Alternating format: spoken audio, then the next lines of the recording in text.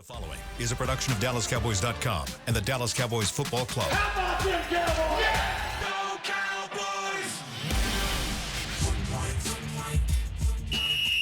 Let's go, baby! Are you ready for a break? Yes. Are you ready for a break? Absolutely. Ready for a break? Yeah, and so much for that. It's time for The Break on DallasCowboys.com. We were on the break! With Ambar Garcia, Bryan Broaddus, Nick Harris, and Derrick Eagleton.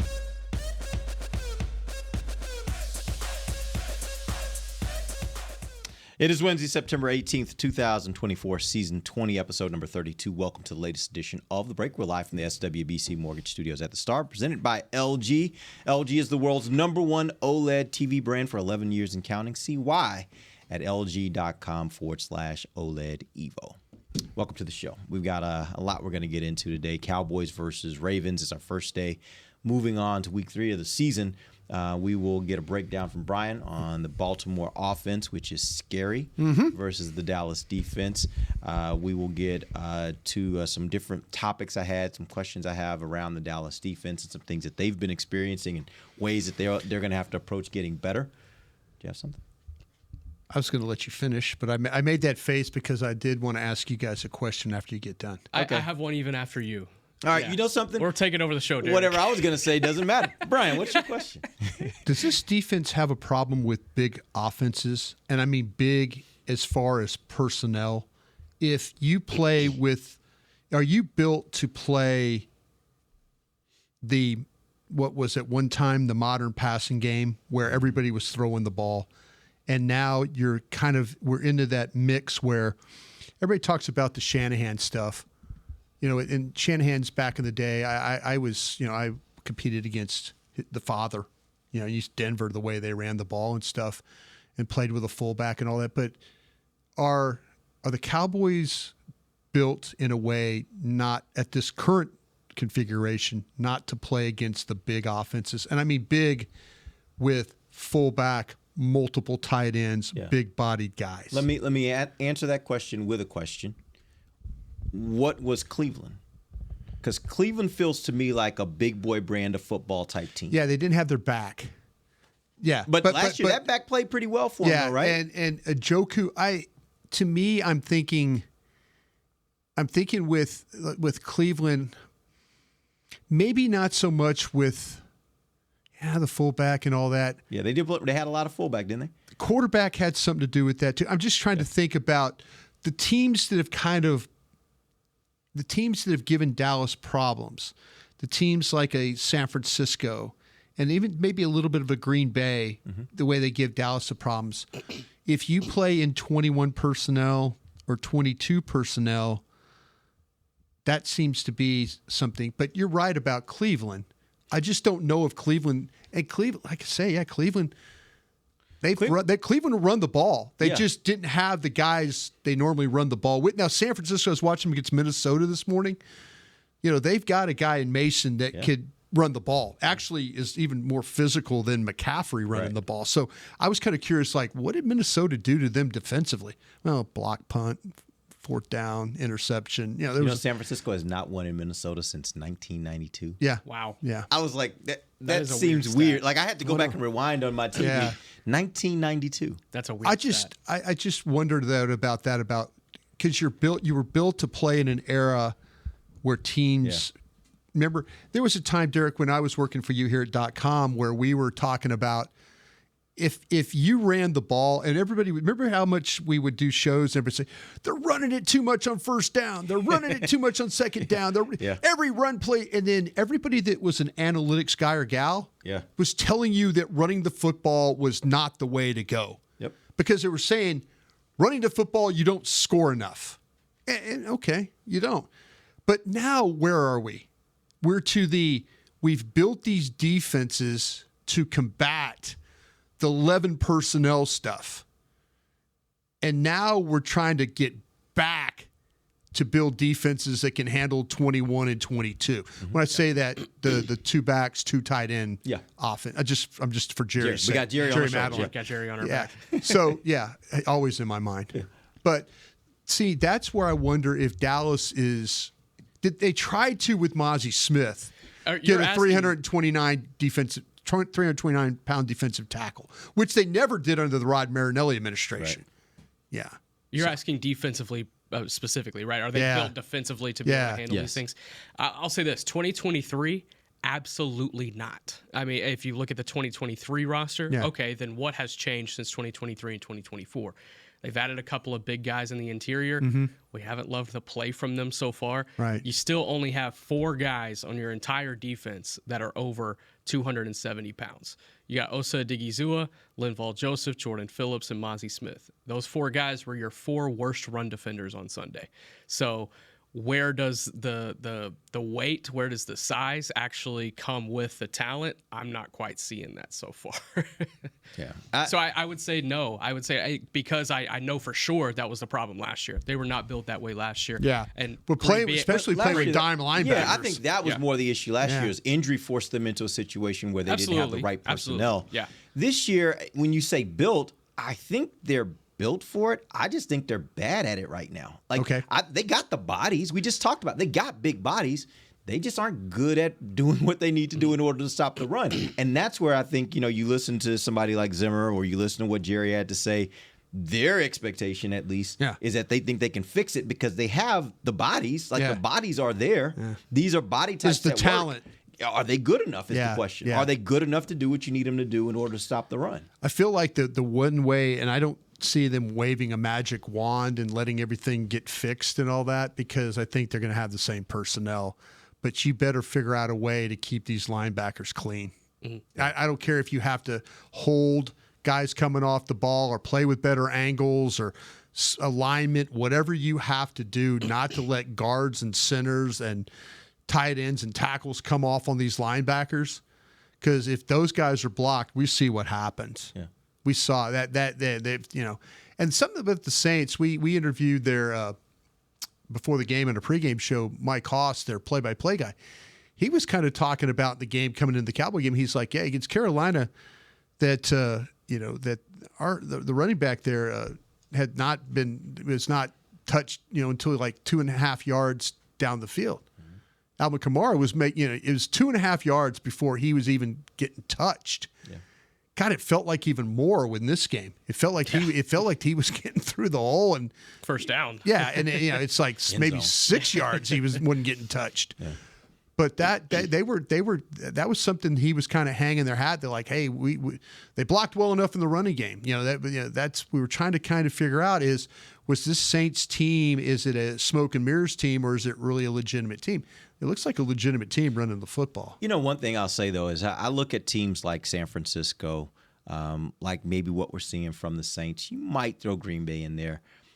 They don't look to me like a power running team like you would say Cleveland is. Cleveland to me is a lineup, and we're going to go at you, and we're going to overpower you. Right. I don't look at those offenses as the kind of offenses that are going to overpower you. They'll go 21 personnel, but they do a lot of different things in that. The motions and the pre-snap, they do so much stuff that I think it almost is like it just challenges you all around the field, and that's where it's so hard to defend, more so than we're going to line up and we're just bigger, stronger than this you. This team you're about to play will challenge you that way. Yeah, this is I'll tell you this, though. I'll tell you what, though, watching San Francisco with Mason, who's replacing, their McCaffrey, he's a downhill player. And then Jacobs playing for Green Bay from the Raiders. That's a different style of back. That was an upgrade for them. That's a different style of back for them. That is a hammer. Yeah. So some of these teams have kind of figured out, like, man, we're cool. We can move with the fullback. We can move with the tight end. The movement part to me is impressive. But just the physicality that these teams play with that's even more impressive. J.K. Dobbins as well. Yeah. And with the Chargers. And that's the coach. Well, we knew that. Yeah, we knew that going in that the Chargers were going to be a running team. The head coach has got like blocking gloves on and cleats, and that's his mentality. Yeah. That's the attitude that you have there. So I just look at the way that the Cowboys are playing defense right now, and we all know they got to fix this part of their defense. It is critical it's a long year that they fix this part of their defense. Or it's going to be a really long year. And if you notice, I was watching Good Morning Football this morning. They were talking about right now through 2 games, the league is heavily skewed right now toward running more than passing. See, that's the part where you ask that question. Yeah. It's like, is the league flipping on us now? And if it is, are the Cowboys suited to be able to handle the changes? There was a time where we could not handle 11 personnel. Yeah. Everybody, geez, we don't have a third quarter. What the hell? Don't let them do this, And then college football, everybody plays so wide open, we're developing corners. Yeah. And now it's like, well, okay, where are all the big defensive linemen? Where are those guys? And now teams getting back, especially the pro teams are like, I knew this was going to happen. I figured it was going to be Belichick. Everybody goes small, small, small.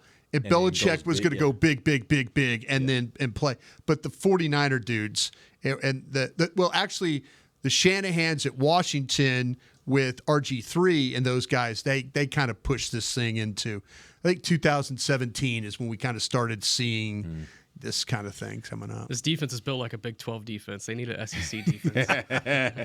Not an LSU defense. There's too many. Oh, sorry. Yeah. If you want to play Texas defense, I'm all for that. Hire Kirby Smart. All right, you had a question. What's your question? You mentioned. I completely forgot that I had the question. You had mentioned. Okay, we're going on to week 3 into Baltimore, and it feels like a little tougher to go into week 3 this time around. Do you feel like it's the same way across the hall? It's a little tougher to go into week 3 with a loss like that. Yeah. Like from a mentality standpoint, from a cerebral standpoint. That's the kind of loss. Derrick, you were around when we had those rushers that was every week it was a 200-yard rusher against us. Remember Charlie Gardner and Ricky Waters, and every week it seemed like that was hard. And you're going in and you're thinking, damn, we were not very good stopping the run. And then all of a sudden you kick the tape on with the Ravens, and there's 21, 22. Oh, look, there's a fullback. Oh, there's 3 tight ends. Oh, look, there's a shifty move wide receiver that catches everything. Yeah. Oh, wow, this quarterback really runs really well. That's the thing. You could get a little beat down. Mm-hmm. The challenge is going to be for them to, of course, to play with better scheme and better better strength, power, whatever you want to play. I mean, they're going to have to get off some blocks in this game because this when we get into this thing will challenge you. And I think that's the thing that would give me some pause for this week is you just went from the frying pan, looks like, to the fire with the way the Ravens offense. It's not about throwing the ball with them. It's really about that big back, and it's about the quarterback's ability to run and an offensive line will come off the football the way they do. Yep. Yeah, I think it's just from a mentality standpoint, it's got to be a little bit tougher to move on, and especially considering the problems that they had in week 2 and how much better the Ravens are at each of those problems. Yeah, it's going to be a quick application and learning and application. I'll tell you what. This week. I'll tell you what. For the defensive side of the ball, especially, the defense has to look at this and say, okay, we saw maybe if you go down there and you shut the Saints out the way you do, playing the way that they did with the 21, 22 personnel, you shut them down, you feel a lot better about playing the Ravens. Right now you have to think about, man, everything that they exposed, the Ravens do and do it pretty well. They're 0-2, but I'm watching them play Kansas City, and then watching they've had a history of falling apart in the fourth, much like the Philadelphia Eagles have. They've blown some double-digit leads. The field goal kicker ain't making 57-yard field goals anymore, too. There's some things going on there. So, but this offense, it's got to look at what you did in the Saints game and feel like, wow, we can have some success doing this or doing that. Yep. All right, let's take our first break. When we come back, we're going to dive into Baltimore offense versus Dallas defense. We'll do that in just a second. This is DallasCowboys.com radio. Todd thought it would be secure to jog in the cheetah savanna. Todd believed the big cat repellent he bought online was reliable. And now, Todd is trying to be faster than this cheetah that can run 80 miles per hour. But the good news is, Todd has AT&T 5G that is fast, reliable, and secure. And he learned the best thing to do is stop running and toss her the backpack with the beef stew. AT&T 5G. Fast, reliable, secure. 5G requires compatible plan and device. 5G may not be available in your area. See att.com/5G for you for details. If you can't be at the stadium, there's no better way to watch your Cowboys than on an LG OLED Evo TV. That's because everything you see is more lifelike. Every play, every hit. I mean, you might as well be on the sidelines. That's how clear it is. It's all thanks to LG's legendary technology. Perfect black, over 8.3 million self-lit pixels. No one comes close. LG OLED Evo is the best TV in the game for a reason. See for yourself at lg.com/OLED Evo. Don't put off getting your oil change, Dallas. Take 5 Oil Change, a proud partner of the Cowboys, is faster than you think. There's no appointment needed and no waiting room. Yep, you heard that correctly. Take 5 is so fast, you don't even have to get out of your car. You can take advantage of Take 5's fast, friendly, and simple service at any of their locations across the Dallas area. And remember, at Take 5, you stay in your car because they're faster than you think. Take 5, the official oil change of the Dallas Cowboys. If you shout, "How about them Cowboys?" you have that undeniable passion that's the heart of Cowboys Nation. And if you like to drink Dr. Pepper, you love the unique blend of its 23 flavors. Together, your one-of-a-kind fandom paired with the one-of-a-kind taste of a delicious ice-cold Dr. Pepper is the game day lineup that can't be beat. Better yet, gather your Cowboys and Dr. Pepper fan friends to watch the next game and crack open a delicious ice-cold Dr. Pepper for everyone. The wins will be even tastier. It's a pepper thing. Life doesn't stop when the economy is uncertain. The market might not care you have a wedding to plan or a kid to put through school. And inflation doesn't know you've got a family to feed. But Bank of America does, and is here to help. With digital tools to help you save and local experts nearby, you can keep life moving forward the way you need it to. Bank of America. What would you like the power to do? Learn more at bankofamerica.com. Bank of America N.A., member FDIC, equal credit opportunity lender.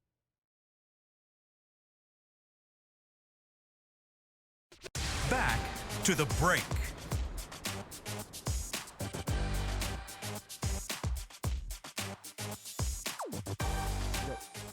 LG OLED Evo is the best TV in the game, but don't take our word for it. Digital Trends said the LG OLED G4 has the best picture quality they've ever seen. See for yourself at lg.com/OLED Evo. Welcome back. It is the second segment of the break, live from the SWBC Mortgage Studios at the Star. We're presented by LG. Let's go into this breakdown. Actually, before we get to the breakdown, there was a little bit of Cowboys news we just heard about. You want to catch us up, Nick? Yeah, so a defensive tackle, Jordan Phillips, who was acquired during training camp in a trade with the New York Giants, he has been placed on injured reserve with a wrist injury, meaning he will miss a minimum of at least 4 games. In his place, the Cowboys have signed Carlos Watkins, bringing back an old friend. He was on the Washington Commanders practice squad. Dallas poached him and signed him to the active roster, so he could be ready to go as early as this week. All right. Hopefully that can give him a little bit of relief. I don't know, Brian. I don't know if you remember Carlos Watkins' days here and what he was able to do here, but I don't even know if he's still that player. But yeah, we need to maybe figure that out. Some of us have the ability to watch the tape, others don't. I got him on back. I'm good. You're good to go. I was a little worried about you there for a minute, man. Late yesterday evening, I was diving restored, into some tape. So there you go. I'll tell you, nothing better than that. Watching that tape that way. Yeah. Talking about with the Ravens and stuff like that, and what's ahead for you. It's very similar to what you saw with the Saints as far as personnel groups. You're going to see a team that plays with a fullback with Patrick Ricard, not to be confused with the guy in the Star Trek episode. Was that Jean-Luc Ricard? Yeah, not to be confused with him. But yeah, Patrick Ricard, this is a team that plays with a real fullback. They play with the legitimate running backs too. Derrick Henry is we all know the history of Derrick Henry. You don't have to, we all see the body type, the ability that he has. They line him up in a pistol formation, which is directly behind the quarterback a lot of the time. And then Lamar Jackson will take the snap and they'll just turn and hand it to him and then let him attack downhill. And this is a team that likes to get the ball on the edge if they can, because they've got tight ends that are really good at blocking. When you look at Mark Andrews always plays detached. And I mean, he'll be either as a wing or he'll play like in a slot. It's rare that you see him down there playing what we call the inline tight end or right there on the line. but he's always going to be a guy there when they run the ball at times, they'll get in these really tight bunch formations.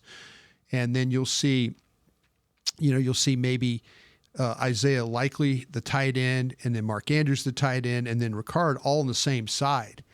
And you're thinking, my gosh, they're loading up to run the ball over there. And then the next thing you know is Jackson will pull the ball and it'll go around the other end. So they make it appear that they're running one direction, that they're going to load up on one side, and you're going to be looking at that and going, okay, well, here comes the strength. Here comes they're setting this thing up. They're putting all their blockers to one side, and now they're going to. But the thing you're going to have to worry about with this Lamar Jackson is his ability to pull the football and run.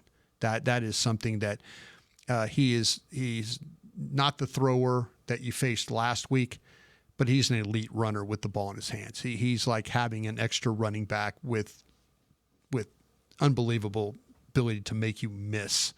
So you're going to have to play discipline. You're going to have to tackle well in this game. Every game you got to tackle well. But this guy shakes loose more tackles, breaks guys down. He makes small little plays that look like they're going to be stopped into huge plays. And so you're going to have to be ready for that, his ability to run the football. But they're sound with their tight end room. They're very good with their running back room. Their wide receivers, I think the best wide receiver that they have on their team is Zay Flowers from Boston College. And Zay is the one. He wears number 4. And he's going to be the guy that constantly plays in motion. They keep him on the move. They like to, when they play under center, they'll hand him the ball in the jet sweep. If they get under center and then he runs a jet sweep and they fake it and then they flip it to Justice Hill, or they'll flip it to Henry. So they've got some different combinations, but Zay Flowers is a guy on the move. They'll throw him the screens. They like to run him up the field and kind of curl him back inside and then make it an easy throw for Jackson to have to make. They really try hard.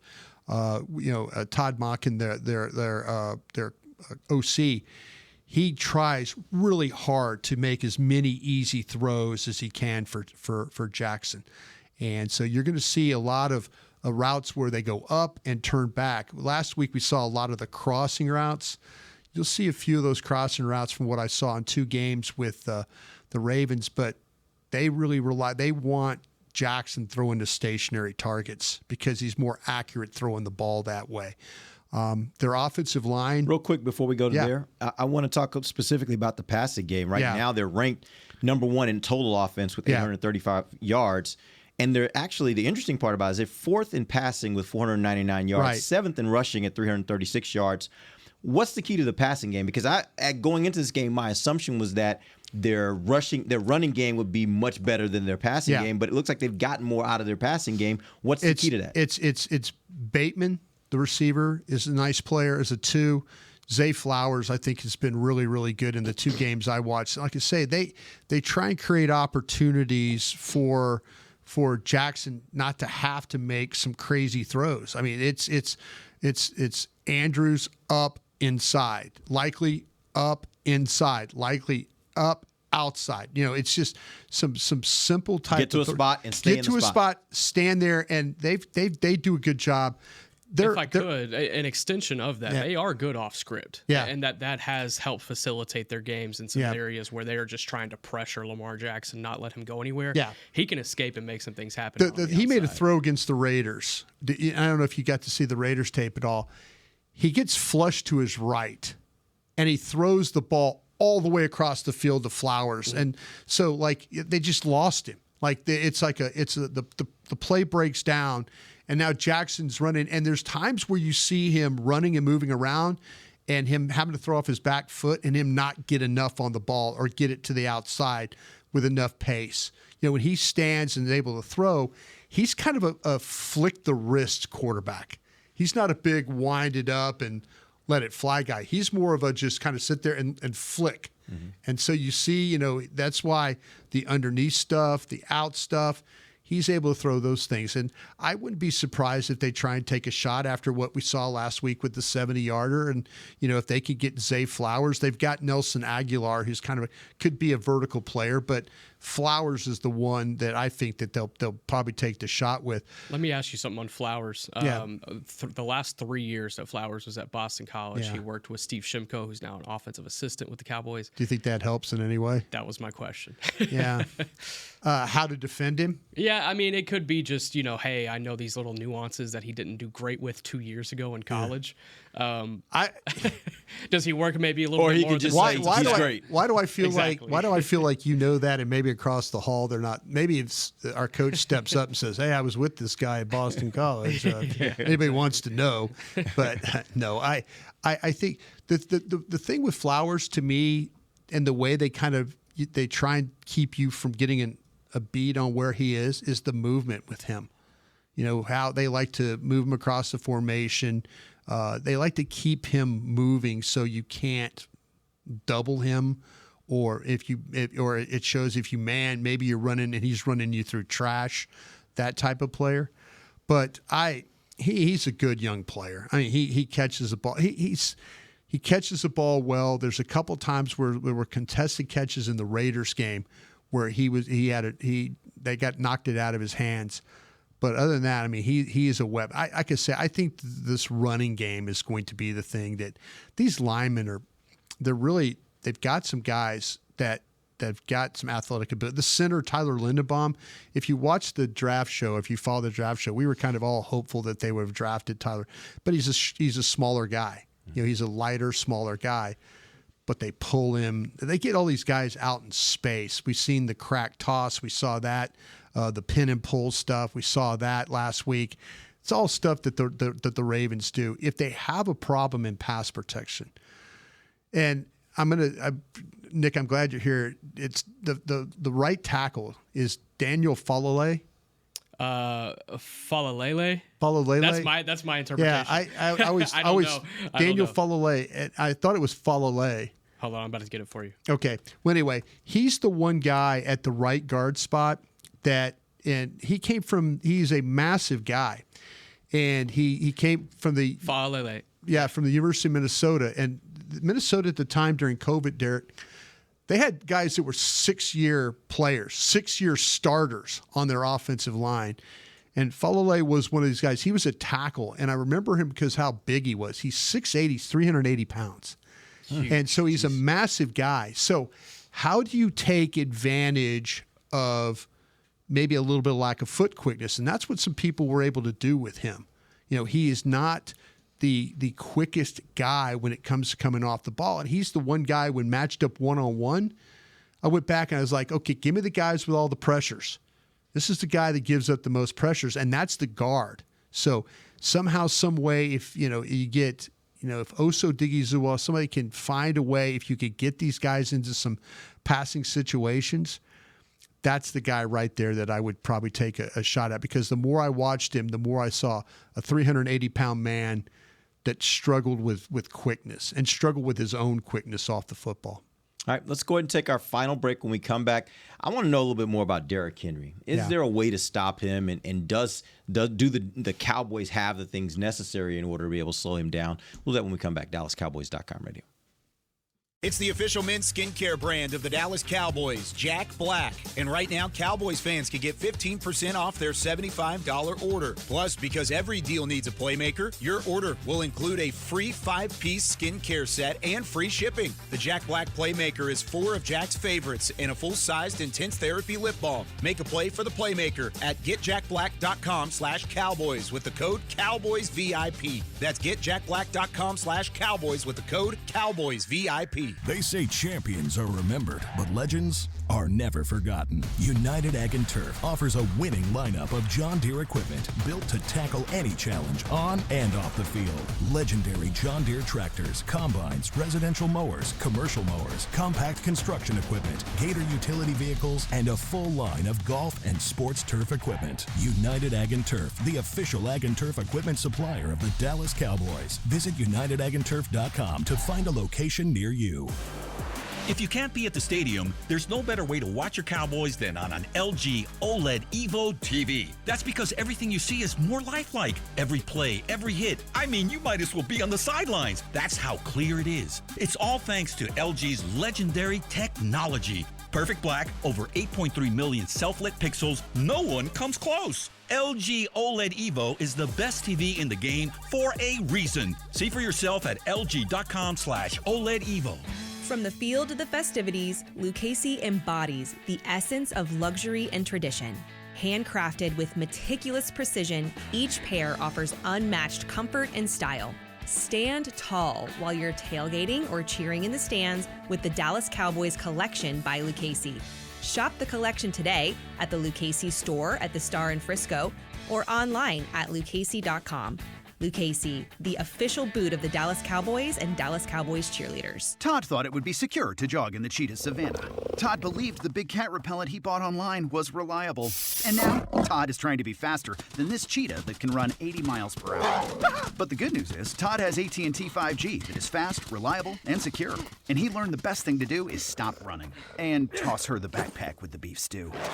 AT&T 5G. Fast, reliable, secure. 5G requires compatible plan and device. 5G may not be available in your area. See att.com/5G for you for details. Back to the break. AT&T, connecting changes everything. Welcome back. Final segment of the break, live from the SWBC Mortgage Studios at the Star, presented by LG. Let's talk about Derrick Henry. He is first year with the Baltimore Ravens. He has been throughout his career a menace when it comes to trying to tackle him. Yeah. What is, if there's anything that slows him down, what exactly is it? And does Dallas have that key ingredient in order to nullify him or at least slow him down a bit in a game like this? For me, if I could, at least from his time with the Titans, there's a small sample size for his time with the Ravens. He had decent O-lines during his time with the Titans, and they were able to pave running lanes for him. But he was really able to succeed when they had passing weapons that were able to kind of distribute the intention from opposing defenses. And does Baltimore have that? I think they do. And Zay Flowers and a healthy Mark Andrews and especially a Lamar Jackson type weapon that they also have to account for. So for me, it's always been, okay, if they are not threatened by the other weapons on the team, then they load up the box and they go after Henry, and they're typically able to find some success doing that. So whenever they can apply 2 or 3 guys on him, that's the obvious kind of solution to taking down a bowling ball. But that's kind of what I've seen in the past. But you have to put multiple guys on him, and one guy cannot bring him down. Yeah, I mean, I was just looking through his game logs. He's had some days, like had a $188 against Kansas City on the in 2019. Followed that up with a $159 against Jacksonville. Followed that up with a $149 against Indy. Yeah, I mean, this scheme that the Ravens have allows him. You would think that tossing him the ball, or sometimes those big backs. I remember Brandon Jacobs with the Giants, and you wanted to get Brandon Jacobs playing sideways. You wanted, if you could get penetration up the field, hold the point, and then make him have to bounce or play sideways, you had a really good chance of slowing down a big back like that. Yeah.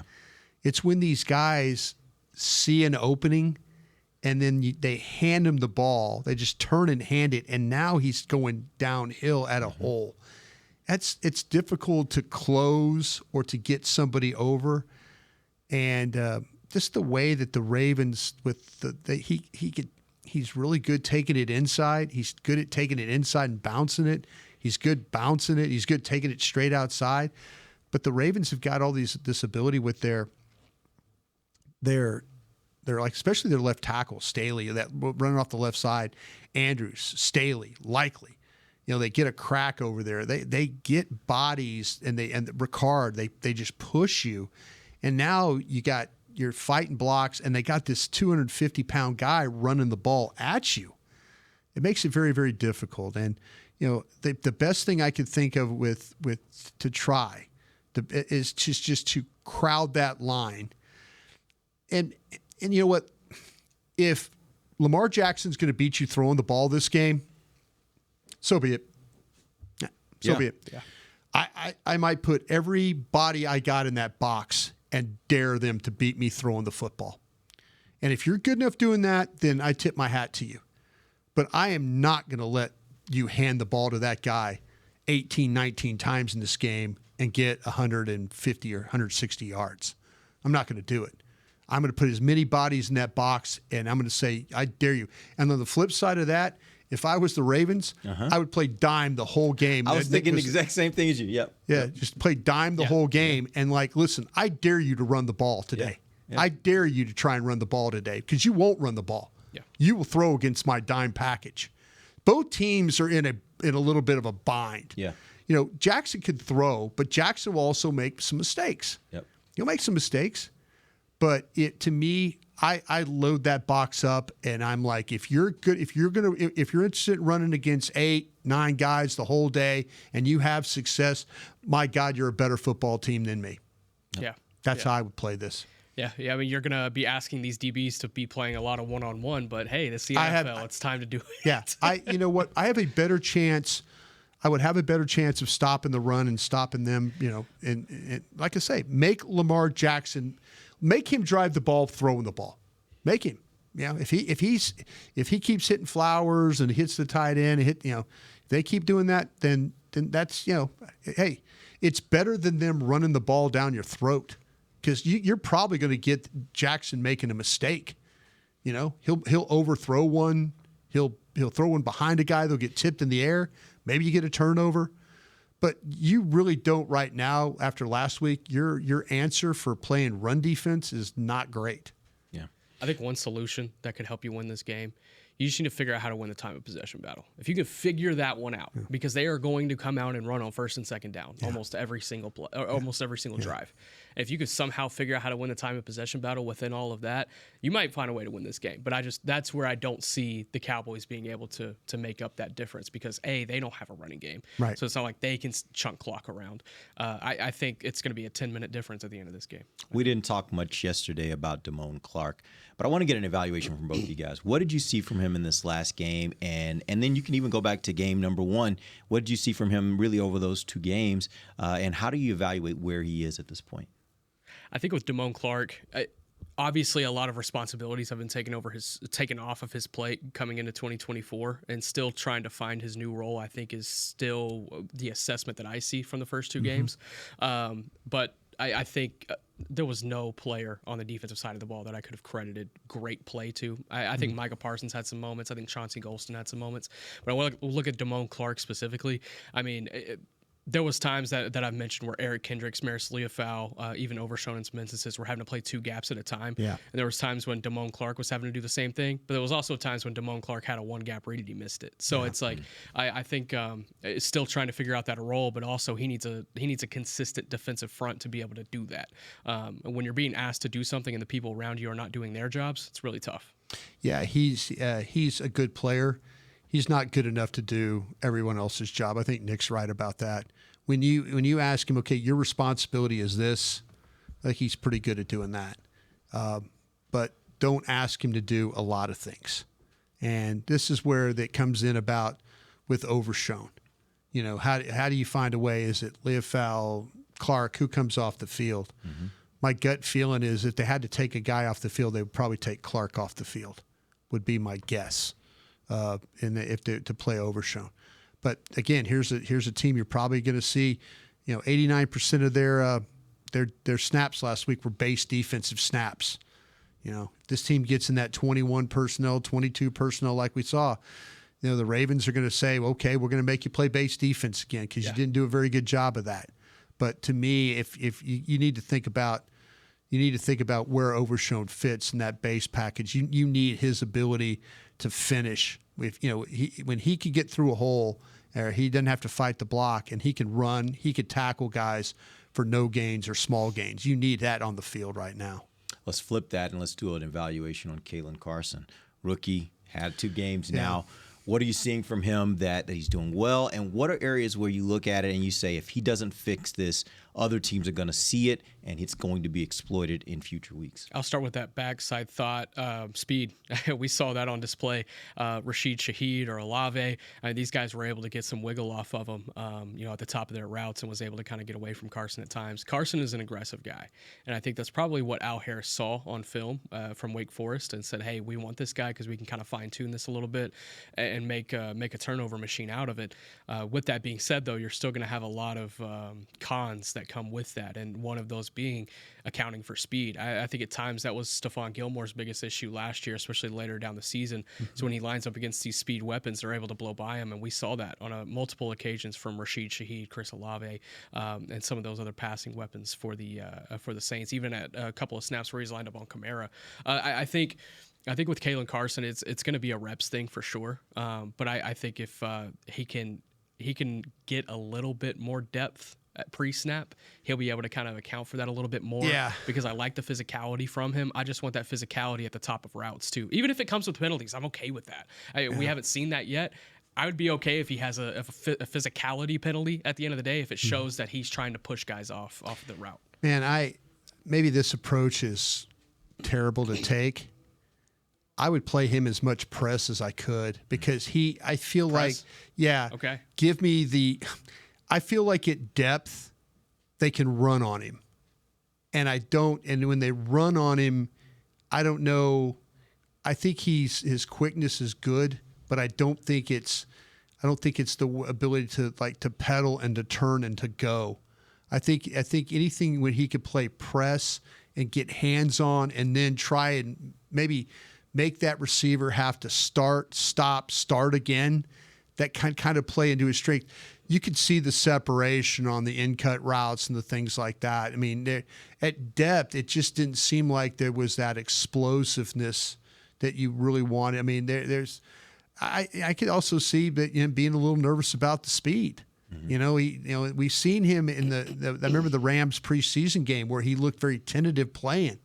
And I felt like against the Browns, he was a little bit more aggressive what he needed to be. And then all of a sudden, you can deal with some guys that can run a little bit. But I would play him as much press and just let him bang guys at the line of scrimmage, bang them, run and sink and go with them. The huge play they had, the 70-yard touchdown pass, they're playing cover 2. And I said it, they're playing cover 2, and he's got to jam and sink.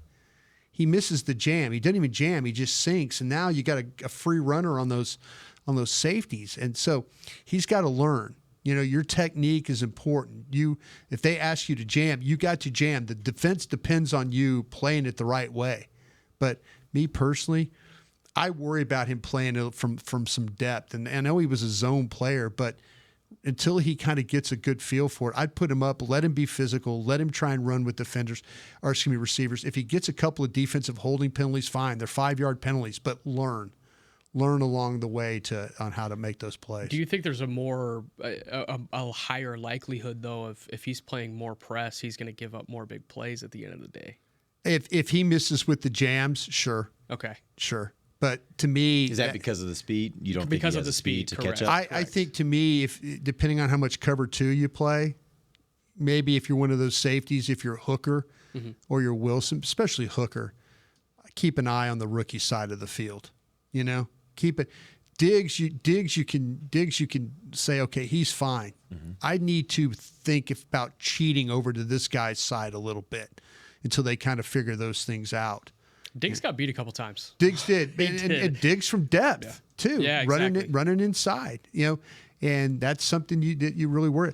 When these guys play off, it doesn't seem like anybody in the league is covering the crossing routes anymore. Oh, yeah, absolutely. Every time I look up, somebody's hitting a big play on the crossing routes. Nobody able to kind of carry routes inside. And when I'm looking at corners, that's what I always think about. You carry routes inside, you can play cornerback for me. Yeah, it used to be a time when you could defend the crossing routes by having a safety down there who would just break the guy in half. Yeah. But you can't really do that in the same way anymore. We don't live in the days of Ronnie Lott anymore, being able to just kind of break guys up. Yeah. But yeah, I think my question for you guys on Kalen, do you feel like he is, as I put it, age appropriate? Do you feel like he is where he's supposed to be at this point in his career, or do you think he's ahead? Do you think he's behind?